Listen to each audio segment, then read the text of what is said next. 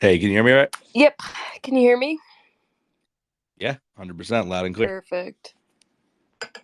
All right, I'm gonna mute for a second and then I'll just give it like a minute or two. We don't have to wait till exactly 10. And then I'll start the intro and then we'll kick it off. All right. Sounds good. I will warn you, Dope. I smoked a lot, so. Perfect. Perfect. That's the facilitation we need. That's Pretty I much do that too. figured. That's also why I did it. It's partially to help Exactly. me with, the excitement, anxiety, Yep. that side. Calm the nerves, soothe the spirit. Ex- All right, give me a sec. I'm gonna mute here and I'll be back in.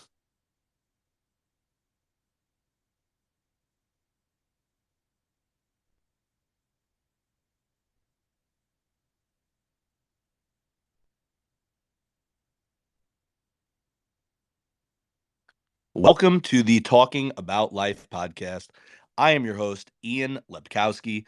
On Twitter, my handle is at KOWSKY_ETH, as in the first three letters of Ethereum. I am Kowski.eth is my like handle thing or tag or whatever, the thing that's not the at thing. And today we have another episode and we're incredibly grateful. We always start the episode off by thanking God, thanking Source, Energy, the universe for providing whatever magic brings these guests to our show. And then we also thank the guest for being here, agreeing to come on to the show, being vulnerable, sharing their stories, sharing their passions and positivity with us. Today, we are lucky enough to have our guest Brittany Moss on the show. Her at on Twitter is at BMAAS287. Her bio reads, I love everything internet business, sales, and food related. Working at a wonderful company called Inc. Authority and doing my thing. Hashtag FIL Community Mod. FIL Community is first in line, the Gary V community. For those who don't know, it's on Facebook. I've been in it. I just joined the chats on there because Britt put me on to that. There was a new chat feature since I joined the group, and now I'm a part of that, and I'm thankful for that as well. Britt, how are you doing tonight, and how are you doing in general? And feel free if you want to give yourself a little introduction beyond what I said, and then we'll hop right in. Hey, sorry, no, I'm good. I think you did pretty good at introducing me to everybody, and I was actually just dropping the link in the first online community because the chat, actually because earlier today one of the members in the chat was saying how they used to use Twitter but they stopped, and I've just been encouraging them to continue using it as well as others in the chat. And then somebody on Twitter posted or tweeted to just stop hesitating and tweet. So I quoted it, and then once I set it out, I screenshot it and sent it over to the community and tagged that member and encouraged others like, hey, join in and everything. There's improvements and it's going well and blah blah blah. And then somebody just said, hey, I should get back in there. I was like, well, coincidentally, I'm joining this podcast here with Ian, so why don't you join in? So who knows? Fuck yeah. And I love the spirit of, just do it. The Nike slogan, of course, but it's bigger than that, right? I always or not always, sometimes I'll post, this is something I'll post more than once. I'll tweet it out every once in a while just as a tip to people and myself, hold myself accountable. I always find when I tweet advice, I'm like more accountable to that advice. It's like, okay, I just gave that advice to people. I definitely need to follow it. I can't be a fucking hypocrite. So I put out like if it takes less than 5 minutes, do it the moment you Yes. think about it. Do it the minute, the second you think about it. If it's going to be an hour, then maybe maybe you got to plan it out. But if it's five Yes. minutes or less, do it. So that's exactly the philosophy you're talking about. You're embodying, and I love it. And Trying to. the first thing. Sorry, go ahead. So trying to at least. Hell yeah, yeah, that's it. You hold yourself accountable. You fall down, you pick yourself up. You do your best. Maybe you miss one, you do the next one. You get back in it. Now we were Exactly. talking about the first in line community. Yeah. I am aware that you are one of the mods of the community. It's in your bio. Do you want to tell people just how you went from, started off here, how you went from not being a mod of that community to becoming a mod of the community? Yeah, so it's been an interesting adventure, I will say. Um which most things in life I believe are, and for me definitely has been. But with the community, so I had originally joined in 2018, and that was the year I had actually been introduced to Gary Vaynerchuk anything. I found that community and realized where he was everywhere. I knew I'd seen him on, Facebook, YouTube, Instagram. People talked about him and everything.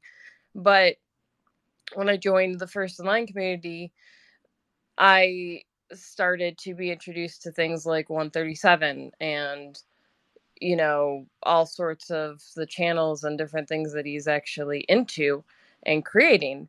It's actually probably what got me on Twitter in the first place. I was terrified of Twitter actually because of my background as a Jehovah's Witness.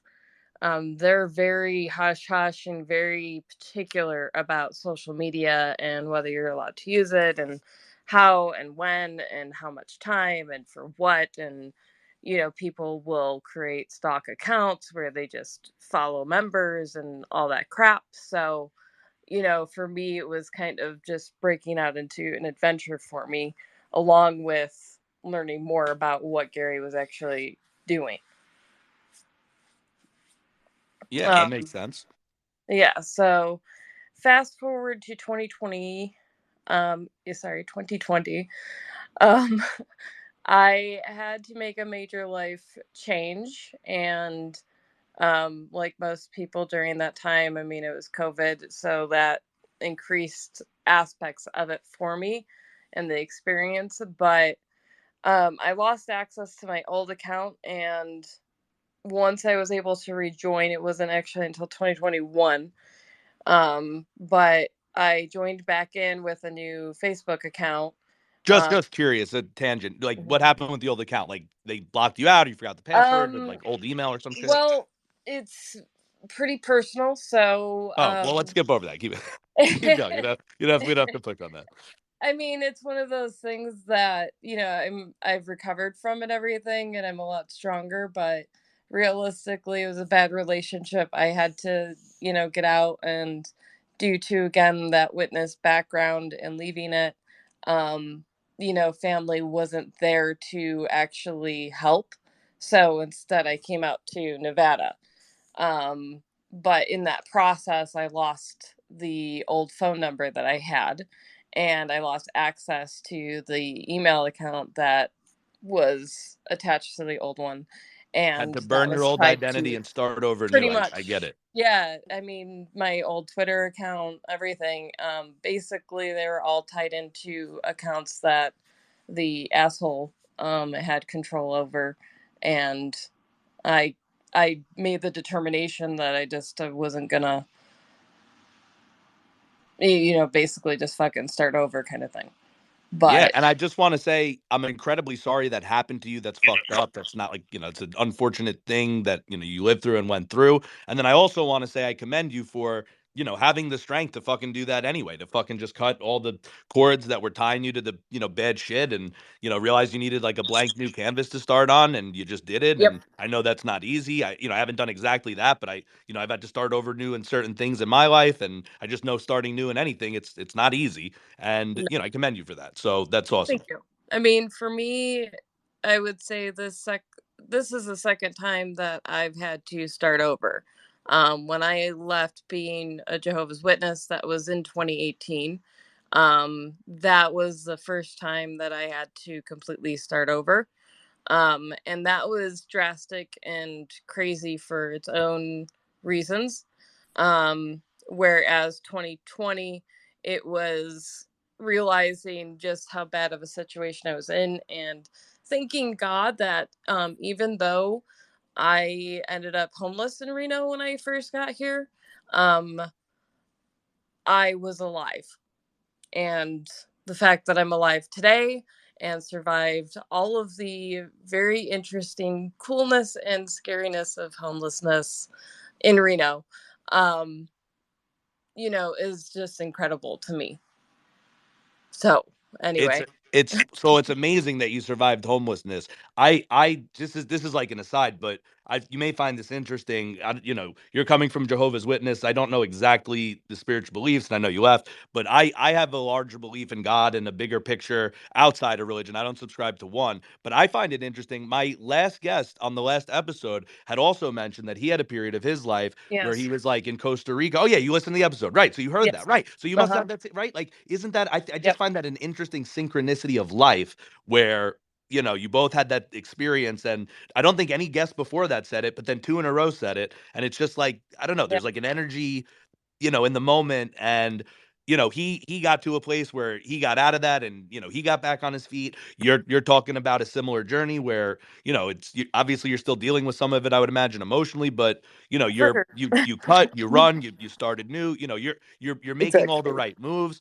And I think he was Well, a little bit older than I am, and he was saying he's got older kids and it's working out. So just hopefully exactly. that inspired you, and just as a Well, reinsurement that you could be homeless and fucking live to some age and have your dreams. It could all be positive. and that's the thing. If you actually look around at a lot of major players in the financial and business world, a lot of them, if you look at their stories, either they're like me, where they had to start over and legitimately went homeless more than once, or the Gary Vaynerchuk's, where their family. I mean, he was homeless as a refugee as a child. So when you start to look around at just how many um, successful and highly successful people have actually hit that point where they're homeless, um, you start to realize why they're able to do what they're doing. And I kind of knew that going in this time in Reno, because for me, listening to those stories and being able to understand that other people who are highly successful have survived this. So if I can just get through this, I got this. Yeah, Um, and I agree with you. Just to echo that, there's a phrase I've heard, and it could be botching it, but it's similar to a tree's branches can only grow as deep as its roots go. And exactly. the idea behind it is like everything that happens in the light and in the goodness, like there's a balance for that somewhere, and that's true not just for trees. It's a metaphor, obviously. It's Yes. true in people's lives. And you're right. I've in my pursuit of success been looking to listen to TED Talks and check out bios or audibles and try to like listen in on like what do these people have in common that I need to be doing that's working for like all or most of them. And it's there's the cold showers and this and that, but beyond that a lot of it is darkness, a lot of it is pain and trauma and like relating to the worst conditions of the world, so that you have those deep deep roots, and that's what makes it possible to reach the light. And that the idea of the quote is you can't even get that far in the light, like it's equal, it's equivalent on both sides. So I think Oprah or something, like, a lot of people know her and she's wonderful. And I looked into her backstory and I think she was like raped or sexually abused as a Yes. child. And right. Exactly. So, Yeah. and right. So, we could I echo a mean, bunch of them, but it's all these people. And you're right. It's not just like sometimes, or you could, it's almost like you actually like, it's like you have to, which is like a weird way to think about it. But well, there's people who don't, but it's like you most of the yeah. time I have to, mean, or even the people it's who it looks like they don't. Maybe there's something I don't know. It's like I think that might be a spiritual truth. I don't know if it's 100% true for 100% of people. I don't like to speak in absolutes, but it's largely true. I agree. I also believe that you're kind of one or the other as far as reactions and situations go. Here's an example, not about the homelessness and everything, but my one of my relatives, my grandmother, um, she had multiple strokes through the years as she aged. That's a pretty common thing in my family.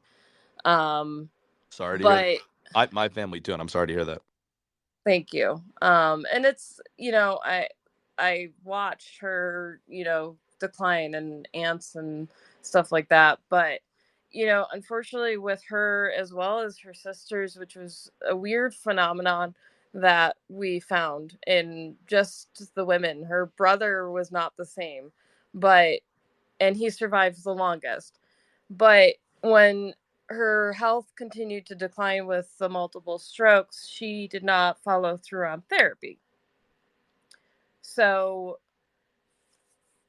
because of that, she ended up continuing to get worse as far as needing to use a walker and then, a wheelchair and all that crap.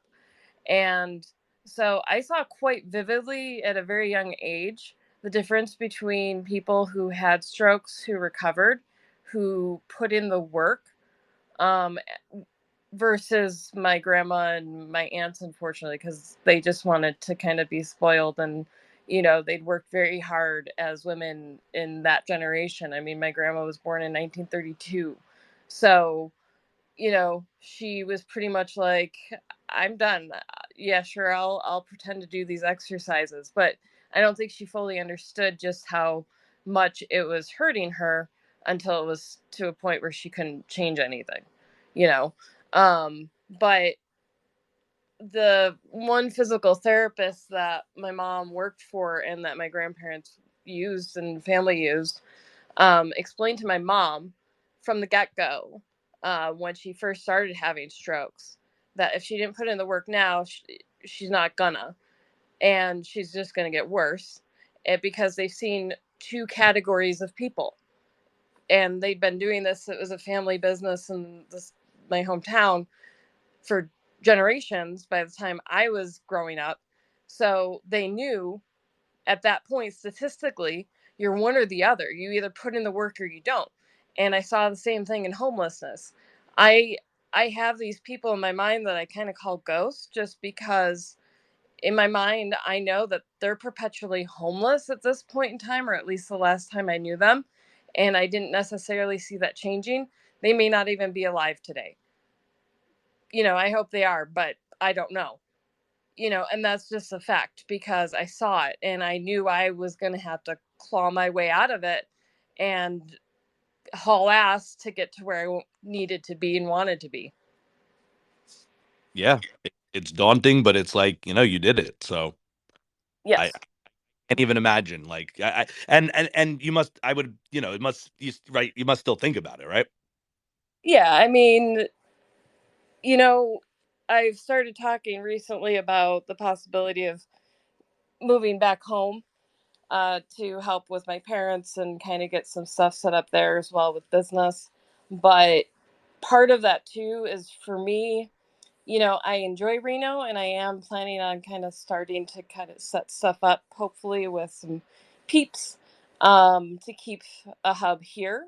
However, there's a lot of memories and sometimes it's not always great. I do have PTSD, and part of that is, you know, the the shit. Um, I but diagnosed with overall, well, so we're it's we're great. siblings in that. Yes. So you understand. Yeah, 100%.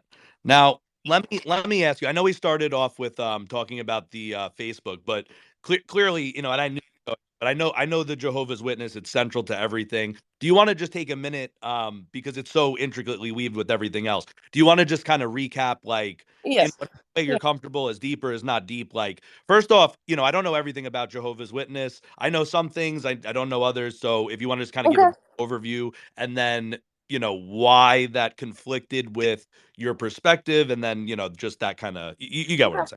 saying. Yeah. Um, that'll be fine. And then honestly, I'm fine with answering questions. What I will say is, if I get to a point where I won't discuss it further at this point, we I'll never just we never push that's it. boundaries, so Exactly. this is So a safe yeah, for both of us, whatever you do or don't want to say. perfect. Um, This is not crossfire.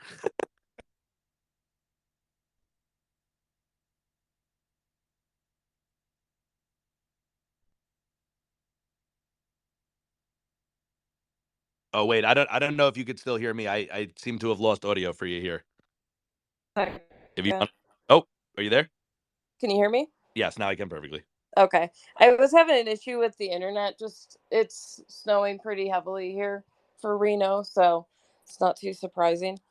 Um, so I flipped off the No worries. Wi-Fi on my phone. But anyway, so the overall belief perspective of Jehovah's Witnesses, they are Christians. They do believe in Jesus and the ransom. They are heavy believers in the Bible's promises of paradise, along with a heavenly hope as well for certain amounts of people in the Bible. So that kind of differs from a lot of mainstream Christians in that most Christians are taught and believe that when they die, they will either go to heaven or hell. But realistically, the Bible has multiple different outlooks and describes it a little bit differently than I would say mainstream Christians understand or accept. Whatever the case, um, I would say other things they don't celebrate most holidays. So Christmas, Easter, um, Halloween is a big no-no, stuff like that. They do celebrate the memorial of Jesus' death, which is around the same time as Easter and stuff, but that's about it as far as their what people would consider a holiday or a celebration per se. Um, It's not very celebratory. So what is the pursuit, if that's the way to phrase it? the pursuit is, I would say, most is their preaching work at this point in time. For me, I spent 30 years of my life preaching and talking to people about the Bible, as well as taking part in what I would describe as a, a separate community. It's it's called a brotherhood. Um, that is the description, and a brother and sisterhood. That's what I would still describe it as, even being outside of it and never going back.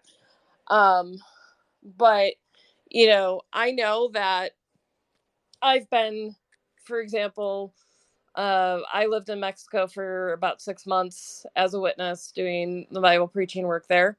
And on the way back with my ex husband, our car broke down on the side of the highway. So, Oh no. That's yeah. And he's a mechanic. oh well Um, that's good. That's if you want to break down with someone, it's a mechanic.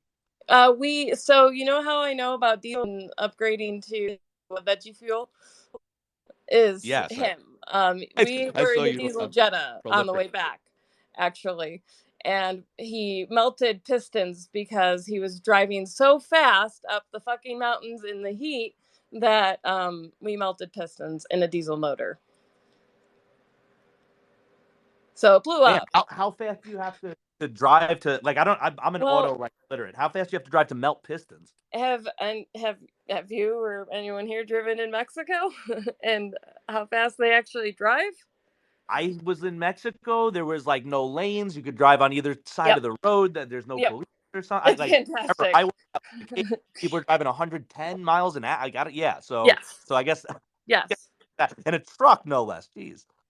Yes. So that's basically, we were driving between Monterey and Laredo, and that we were.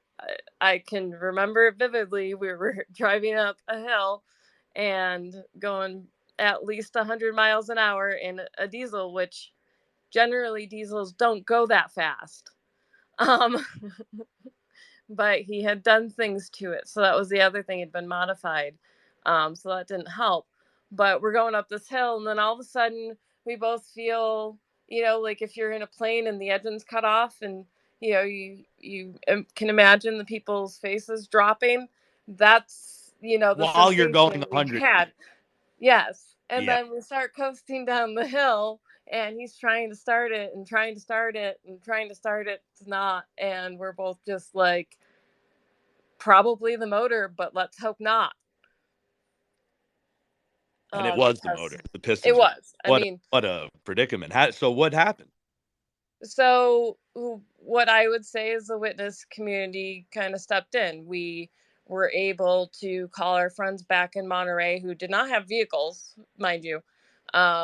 We were about we had spent most of our time in central Mexico, about 4 hours from Guadalajara. It's a city called Uruapan. Um, so we were, technically 12 hours, but anyone driving in Mexico would be like a 9 hour drive from where we were, from our friends that had vehicles that could help.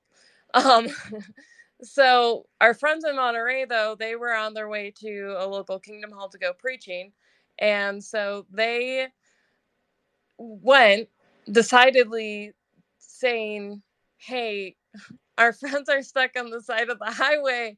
We don't have a car. Does anyone have a car that can help us? And this one couple said, sure, but our car can't go over 45. I was gonna that's fair. um, so they eventually made it. Um, Fortunately, we were on the paid highway. So, what that means in Mexico is that it includes a free tow to the nearest toll booth. And so that also means protection and, not getting robbed and shit. So, we took that. We got to the toll booth and then waited for our friends.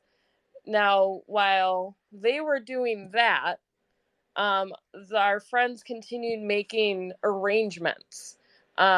They ended up figuring out how to get us towed. Um, I think through our insurance or whatever. So we figured that all out. But you could only be towed to the nearest spot of safety or shop kind of thing. So our friends in Monterey made arrangements with the closest Kingdom Hall to where we were.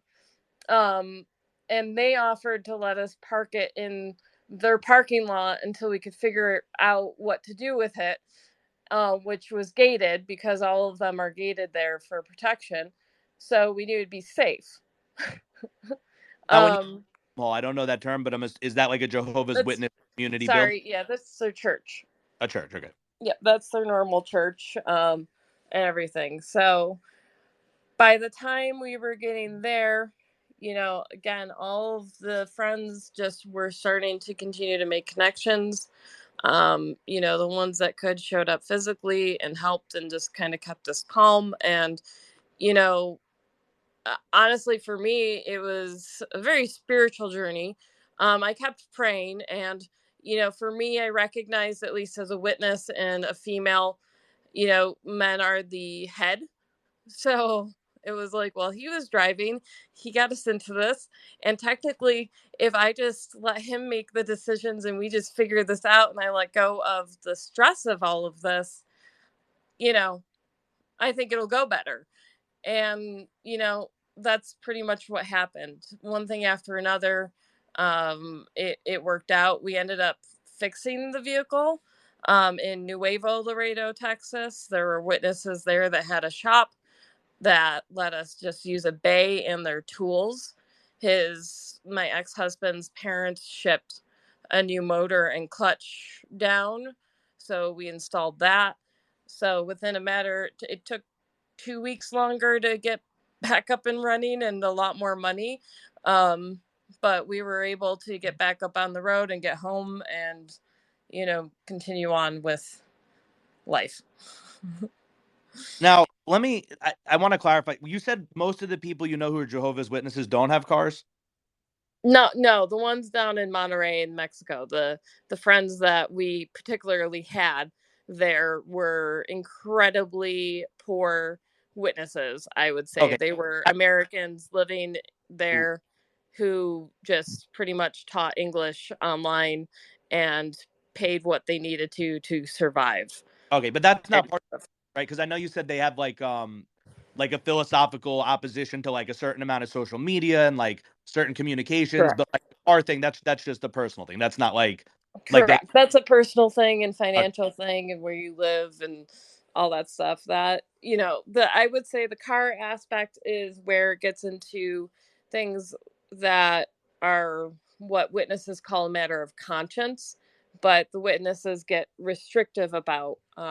That's kind of one of the things that did ultimately help me leave, was just being exhausted, honestly and truly, after I spent infancy on in the organization, and my dad is still a minister there and was my whole life. So for me, I was utterly exhausted with the questions and the conversations that just I'd been having over and over and over. And ultimately, it would fall down to, there's this illustration in the scriptures where the apostles are trying to help members in the congregation get along over which ones would um, eat pork and which ones wouldn't because of their Jewish background and stuff like that. And, the one apostle basically spoke up and said, to one person who eats sacrificed animals, I will eat what they serve me.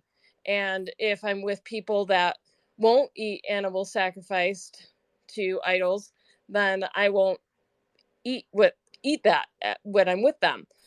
I respect them.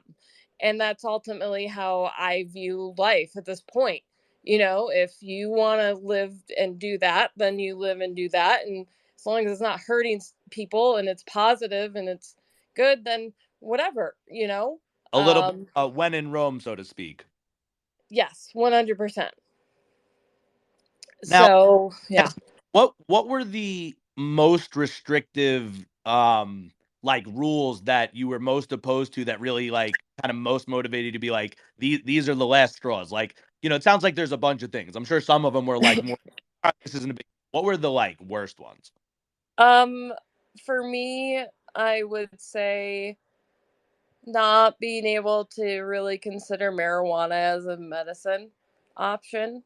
My husband had pretty much decided that unless my doctor agreed to it, he wouldn't allow it. And, in the organization, that is considered a conscience matter as far as whether you're allowed to take, pill form or edible form marijuana for medicine or not.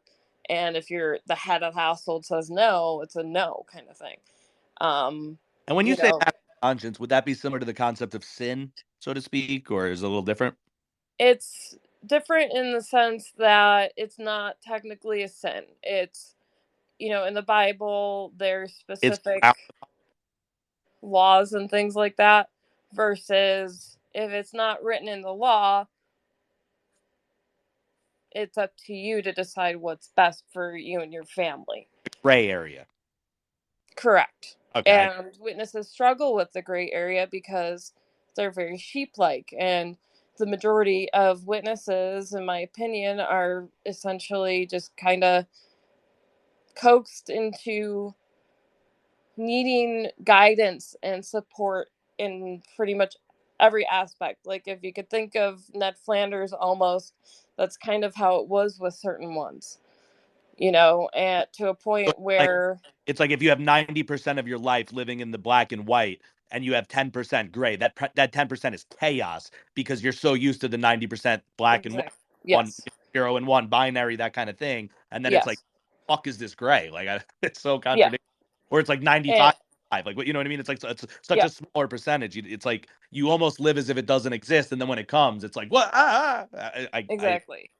And my family lives in the gray area. I would say predominantly my family is creative and very questionable. And my parents taught us to question and research, not just to be able to teach others what we believed, but also to understand why we were being taught what we were being taught.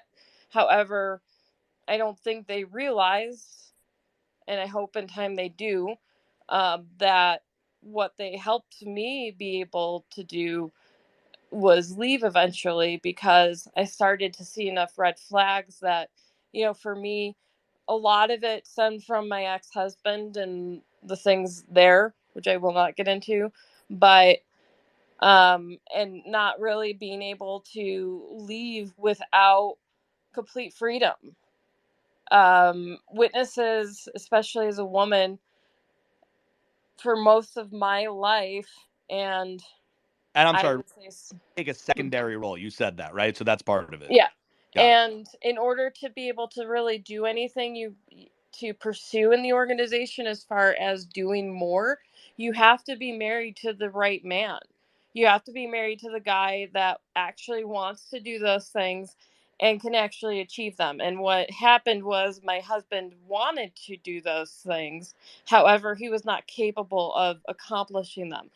And that eventually, with the other shit going on in there, caused me to ultimately be completely shut off and not know what to do because I couldn't leave, but it was pretty awful. So, what do I do now? And eventually, I had a gut instinct that it was time. Didn't fully understand it. I mean, when I left in January 2018, it was incredibly um, meditative and prayerful and trying to figure out what to do and why I felt the sense that I needed to leave. Was there a But let I did. off? Like, was there, well, like, was what was the final push, or it just kind of came? Like, Things with my ex-husband were getting to a point where something in my gut felt really uncomfortable. I would say that my parents um, taught my sister and I evasive techniques, and to be very aware of our surroundings and to rely on our gut, even in nature. My dad would take us on nature walks and teach us how to interact with animals and especially in groups, figure out which one was the lead and show them the respect and caution that they deserve, but not be fearful, and stuff like that. So something in my gut and core told me that I needed to leave, even if I didn't fully understand the severity of the situation. It honestly wasn't until the end of last year, around September, that I found out more information about some recent activities with him. That I fully understand that my gut was right. That there was just an instinct that there was something wrong, and I felt like I was in danger for some reason, and I left. And I'm really grateful I did. yeah, so it sounds like there was something like deep in your spirit, in your soul, that kind of speaks to, my beliefs that there's a force that if God exists, he transcends he's within and transcends all religions, or he or she, like, that's how I see it. And, respect all beliefs, but I just think that's like a magic moment where, we're kind of related, even if we have don't the same exact beliefs, there's a moment of connection there in our beliefs where it's like, you listen to the, like, I listen to that too. I also believe that there's like, a voice of the world, of my spirit, of my intuition, of my gut, of the universe, and that you gotta Exactly. fucking listen to it when Yeah, it and gets my loud. parents taught us that from a very young age, and they always said if you ever don't feel safe in a situation, you need to get out, even if it takes a little bit. I didn't think that they fully would understand why I left. It took a while for them to understand why I didn't even call them when I left. But something in me told me that it wasn't safe enough for me to even stay with people that I could trust. You had to go cold turkey, and that's what you got told, and you did. I I think that's did. smart. I always tell people, trust your intuition. Like, I'll give people advice, but and this is a Buddhist quote, but don't take any of my advice, like, unless you try it and it works for you. Like, my advice works for me, and it probably works for a decent amount of people. But if it doesn't work for you, fuck that advice. Like, you find the advice that works Exactly. for you. Listen to the messages of your soul that click. So I agree. Exactly. I was telling someone that recently we're working together. I don't know if we'll really come back together. We'll see. But it was kind of one of those fly or die moments, and I basically said what needed to be said, and we'll see what happens. But for me, I've taken great pains to create a positive space for myself, even if that means I don't socialize physically with people for a couple of days. Um, I'm okay with that. I get that. And, I you sometimes know, my quiet space, sometimes a dark room and no sounds, and just, I don't know how you do it, but yeah, sometimes I need my space too. yeah, I mean, for me too, I know that I am on the spectrum. My doctors wanted to have my sister and I tested when we were kids for autism, but my parents said no because of the fears with pills and terms and everything back then. People didn't want So to. I get it. yeah. So for me too, there's times I actually do need quiet. Like today when I came home for lunch, I thought about bringing my speaker so I could listen to music while I was here in my apartment, but I actually was like, no, I need some quiet time just because after a little bit, my ears will hurt or, you know, um, it just creates too much, I would say, fuzz in my brain that I don't actually get to relax and calm down for a little bit during lunch before I go back into the office for the last little bit. I get it. I live in the suburbs, but when I've gone on like vacation certain places, I found that one of the most comfortable places for me is like a cave where there's like a lot of rock and you like crawl in there. Yes. It's like Yeah. I don't know if it's the real thing, but I feel like I'm cut off from like all the signals or something. Like it's not making Yes. it stick through the rock and like it's quiet and it's dark and it's like I just feel like spiritual or something and like that's my fucking zone. So Yes. the suburbs is sometimes I'll come out to my garage. That's where I am now. I have like a space heater and stuff, but it's like, I like the cave. I get it. I need that too. Exactly. I think everyone needs to detach. What extent though is them. Um what I'm learning as I kind of discover where I am as far as me and the spectrum goes without, I'm not going down the road of getting diagnosed and all that shit at this point. But what I am doing is talking more with people who are on the spectrum or have things like ADHD, autism, because that's what the spectrum means at this point. Pretty much a lot of mental disorders can be traced back to being on the spectrum, which is why they've termed it that. So by interacting, I've started to learn and realize more that it's an individual journey, and a lot of the better sources and I would say medical professionals are the ones, at least with helping with kids and stuff getting diagnosed at this point, that are recognizing that it is a unique journey and to treat each one individually because you really don't know. Yeah, it's interesting. I don't know, how telling this is. People have asked me if I'm on the spectrum, and I never thought that I was. I thought these things were just parts of like, I don't know, the PTSD or maybe some sort of other disorder that's related to that or something. And then people were like, "Are you on the spectrum?" I'm like, "I don't think so." But honestly, who fucking knows? I never Exactly. pursued that either. I don't fucking know. It's And genetic. like you said, it's so broad. Who fucking knows? Yeah, it's genetic. As much as people want to blame it on vaccinations and blame it on this and blame it on that. And sure, there's statistics, it may be true, whatever. However, All I at can the say on core that of is it, it's a I genetic have no disease that I have no clue. multiple generations can have. I can trace back multiple family members that I'm pretty positive are or were on the spectrum, my dad included. I mean, and my nephew, I know he's being tested and stuff like that last I knew, for different stuff. So it's you can watch it within family generations. So if there's a touch of ADD or ADHD or autism anywhere or whatever that meets the spectrum, it can go back multi generations. We Yeah, don't no know. one in my family I don't think would know. I don't know if they like would have had a diagnostic. I think everybody in my family has undiagnosed ADHD, like, and I think I do too. But who knows? Like I just don't fucking know. And that's what I'll say. The vaccines, I don't fucking know. I just don't know. It's not my area of expertise. I don't know enough to know about that stuff. I just know the one thing I know is that I don't fucking know, and I'm comfortable with that. Exactly. I mean, there's a lot of theories out there, there's a lot of whatever, and ultimately, it's medicine is medicine. We do live longer because of what we are able to take as far as medications, and that includes vaccinations. However, again, it comes down to respect. If people don't want to be vaccinated or do whatever, like, just don't force that on people.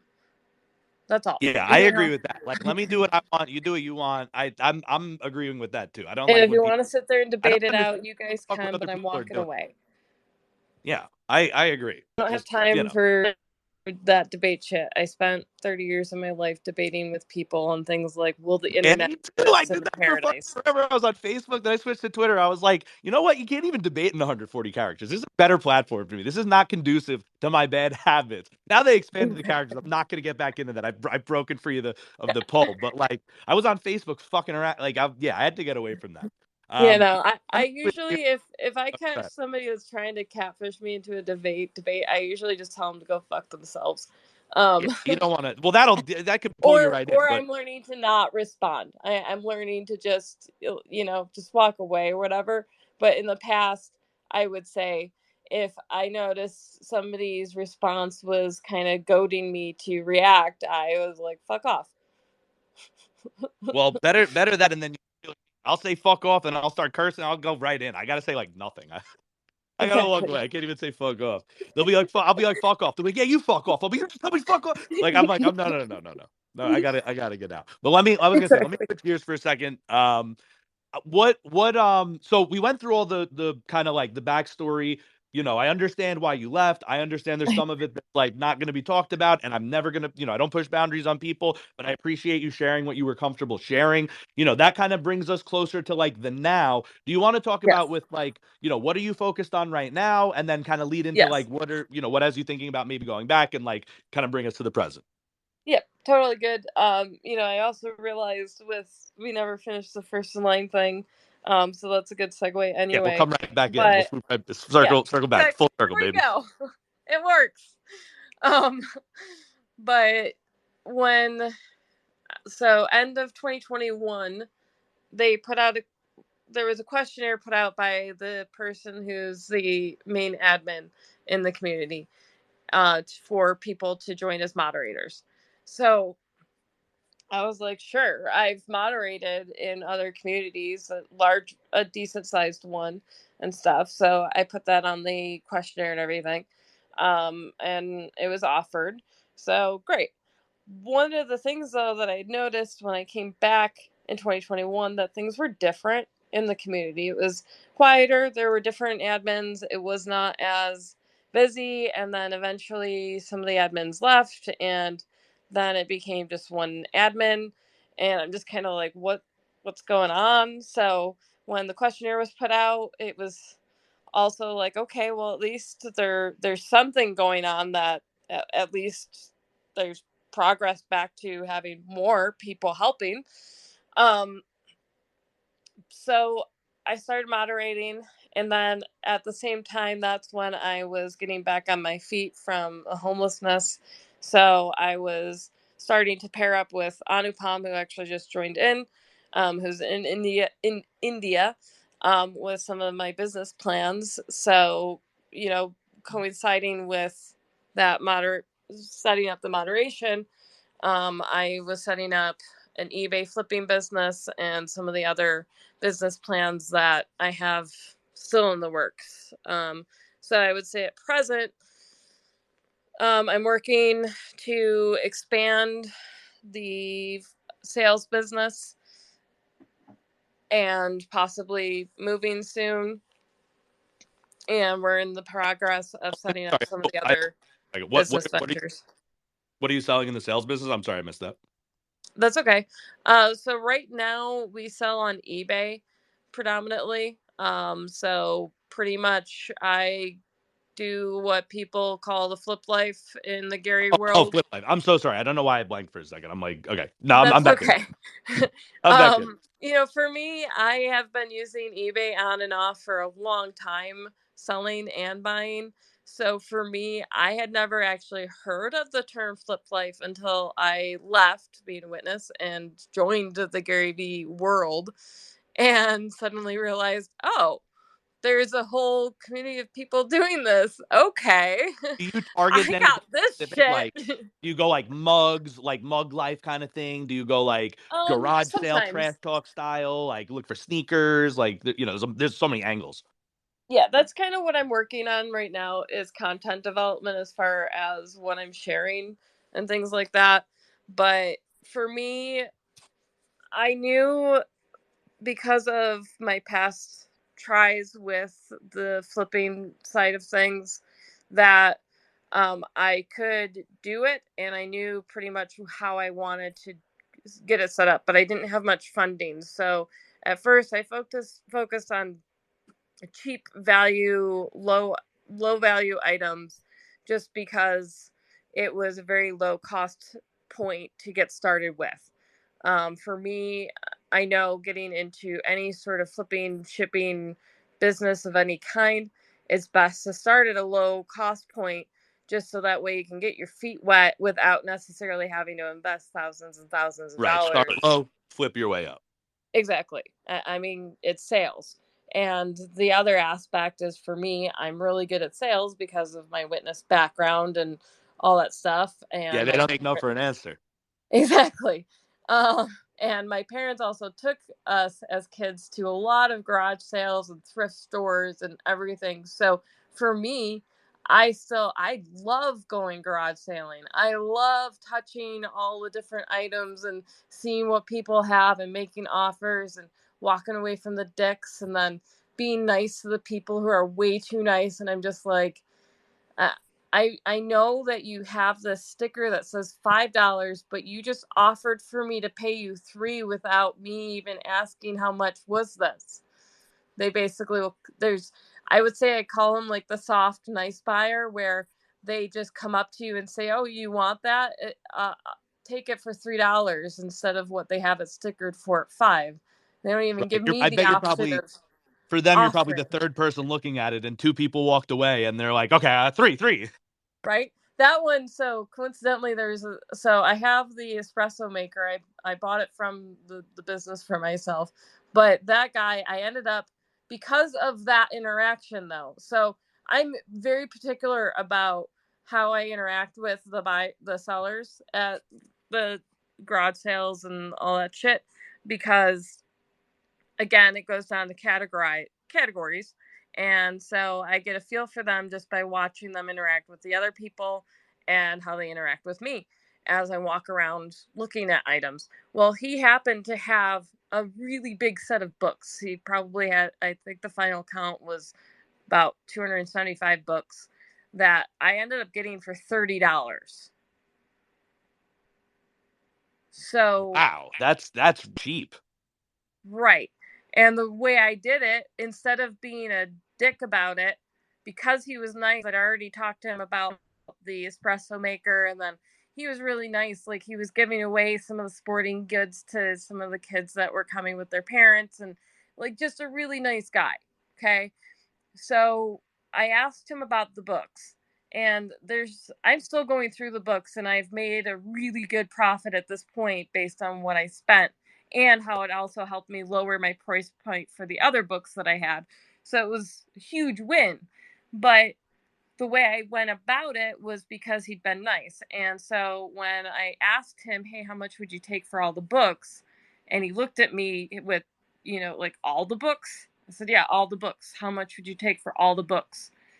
And he's like, "Well, I mean, I don't know. What do you think?" And here's the thing. In sales, I believe that there comes a point where you're too manipulative and you have to stop. Um, I could have said $20 and he would have given me those books for $20. Instead, I chose to say, "Well, I mean, you weren't expecting someone to say how much for all the books. What do you think is a reasonable amount for all of these books?" And he thinks Right. You about wanted it. to He's respect like, the "Well, I man's mean, kindness. exactly." So he said, "Well, I mean, do you think 30 is too much?" I'm like, "You know what? 30 is perfect." Yeah, because it's a place between his comfort and you I getting a already good did the math. If back. there were about 300 books, it's 10 cents. If I'm off by a little bit, I already know I'm spending 10 to 15 cents on these books at $30. Phenomenal haggle there. That was a good move. And yeah, Exactly. like you said, you could have done 20. He seemed to be like totally unsure, but you gave him the Yeah. extra 10 and you made a great flip on it. I love Yeah. that. Now, at work, I will be a dick because at work it's sales. I mean, you brought up Ink Authority. That's their business formation and maintenance company. I wholeheartedly trust their shit because I've worked there for 2 years, and I do not sell at just anywhere. I'm very picky about what I will sell and who I will sell for. I will walk away from a deal. I did back in January something that I thought was going to be a great opportunity at the beginning of the year. And I was nervous about walking away, but I didn't feel good about the lead source.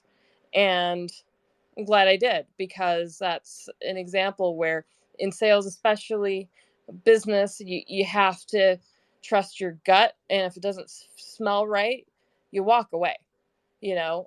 But at work, I started as a sales rep. So it's predominantly sales reps. So in my opinion, if I'm going to offer to buy something from you and you're not going to be smart about how do you negotiate, I'm going to walk all over you, dick. Um, Yeah, I mean, so it's your job. That's different. Then you're in like a like, professional environment. They know you're calling from a company. They know the deal. They know you're selling. well, Like not the it's different. clients. I'm talking about the people I work with. I love the clients. That's no, I'm talking about my coworkers, because like sometimes they'll give away bonuses and like gift cards and shit.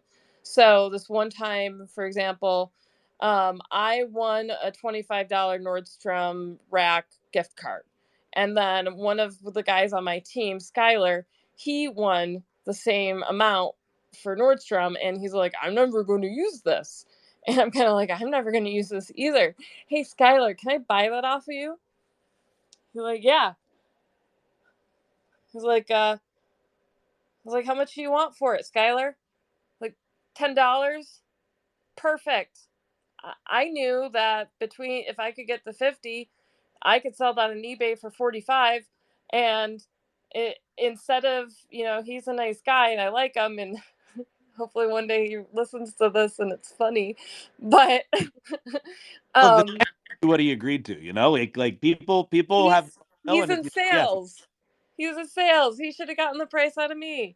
exactly. You selling to a salesman, that's on him. I have no sympathy. I have no sympathy for a salesman being sold. I'm sorry. If you're in Exactly. the industry, you should know. You should see it coming. Exactly. I let myself be sold all the time. I know when I'm walking into a sales situation, even if it's being hidden. Like, I know. I've And if I I, don't want to be there, I'll walk I'm, away. hey, I worked in sales. I'm not gonna be sold. You should just hit another client. They're so discouraged. They're like, Exactly. really? I'm like, yeah, dude. I used to be you. Just get out of I here. With won't all even due say respect. With that. all I'll just be like, thanks, I understand, but you have a good one. Bye. You know.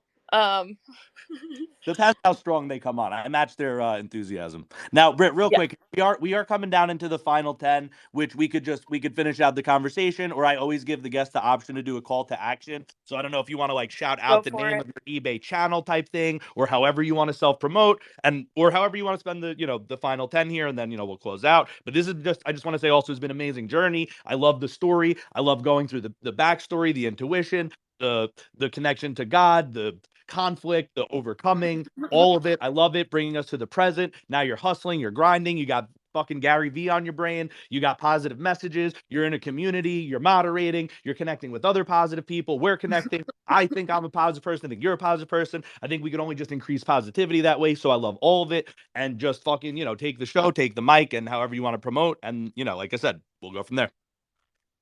Exactly. I would just say the biggest things is, strongly recommending the First in Line community, whether it's people listening now or listening to the recording later.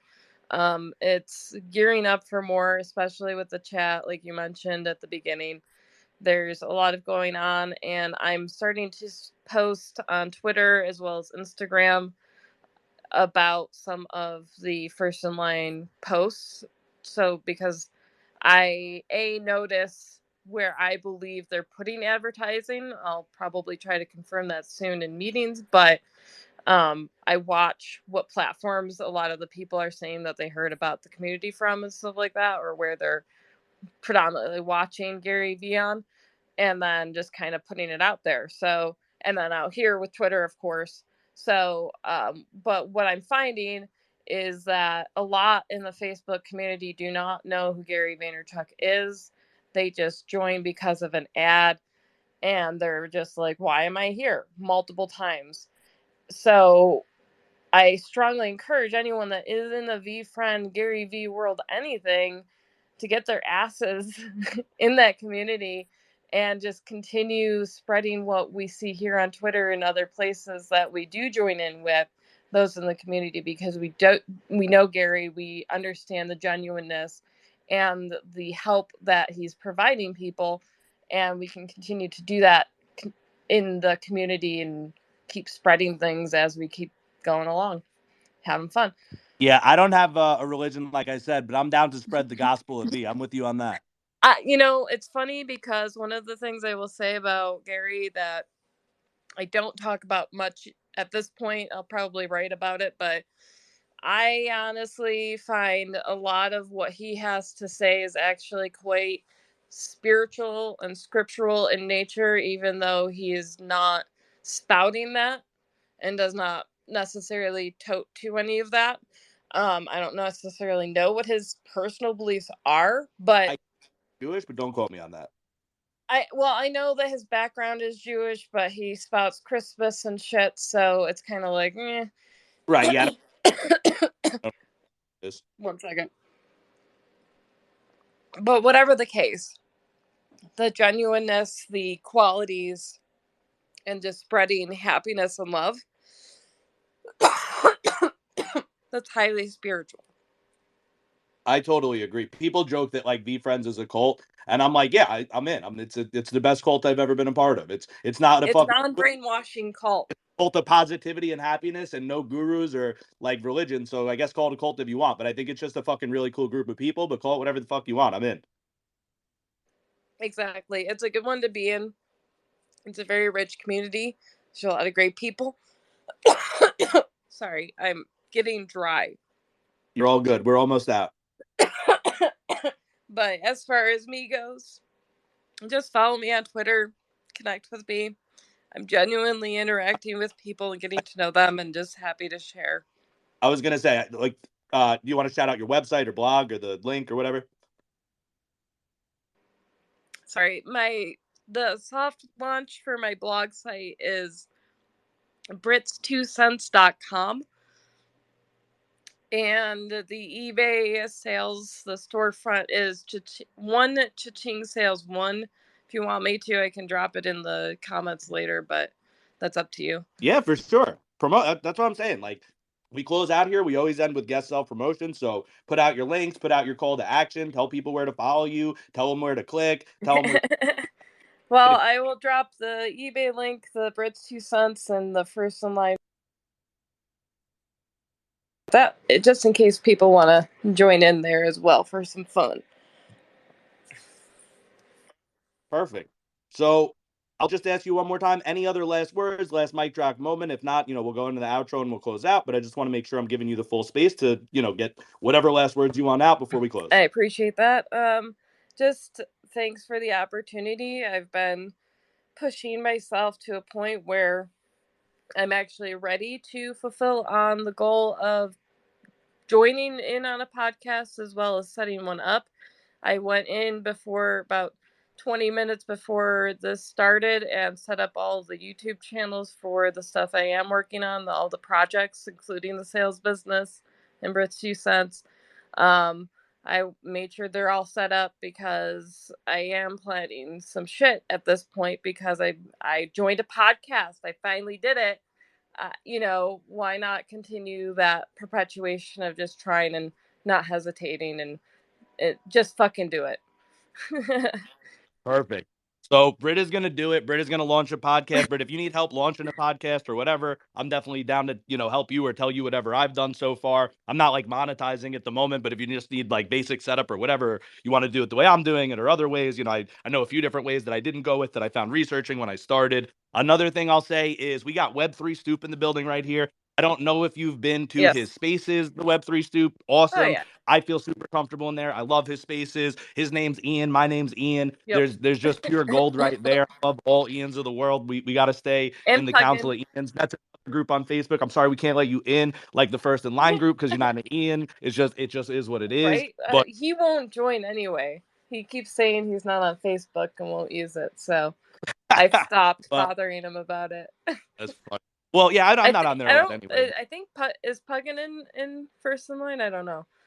I know I'm not sure. Anupam is because I you know Yeah, I'm still finding out who's in there. But like I said, Web3 Stoop definitely has a great space for the V mm-hmm. friends. On Fridays he does celebrate your win. So if you got anything you're hype about and you just want to hype up, Yep. with some people who are gonna give you some positivity, fucking Web3 Stoop on the Fridays. And that's it. Close out. So I just We want had some pineapple talk on Friday. It was great. So to yes, fuck you. definitely join in anytime. Talk about It V was friends, win, I was whatever the fuck. listening Web3. tonight. It was great. So yeah. And with that, I want to thank you for coming on the space. You have been a pleasure. I always fucking enjoy these conversations. I've enjoyed every single one. I will continue to. That is manifest. As it is said, so it shall be. We thank God again, the universe, source, whatever you believe and want to call it, for providing these spaces, giving this energy, getting me to a point in my life where I'm comfortable doing this. Now you're comfortable doing this. Now you're going to get started. It's like, one candle Exactly. to light 100 candles, but it still keeps its flame kind Yes. of thing. It's that magic. So, thank you to God, to the universe. Thank you to the listeners, Web3 Stoop, Puggin, um, Anupam. I think there was some other people in here before. If you listen to the whole thing later, thank y'all for stopping by. Um, check us out. We're on Anchor, Spotify, and Apple Podcast. When I upload the full episodes, it's Kowski's talking about life. Like, retweet, share if you got value. If you don't do that shit. Don't chill for no reason. But if you liked it, appreciate it. And that's it. The last message we always close out on is, if you haven't heard it today, a message from our friend Afakasi Brand, who runs the barbershop space, is also a chill space. If you haven't heard it today, you are loved. There's always light and dark in the universe. We've talked about God, spirituality, intuition. But another way to think of things is that there's a oneness beyond it all. And that oneness we could see as the force of creation that, created the Big Bang, the universe. What creates life in humans? Sex. But what's sex? It's a form of love. And that's just a circuitous way to say that all the energy in the universe is love. You are not only loved, but you are love itself, manifest, incarnate, and conscious. But if you haven't heard it today, you are loved.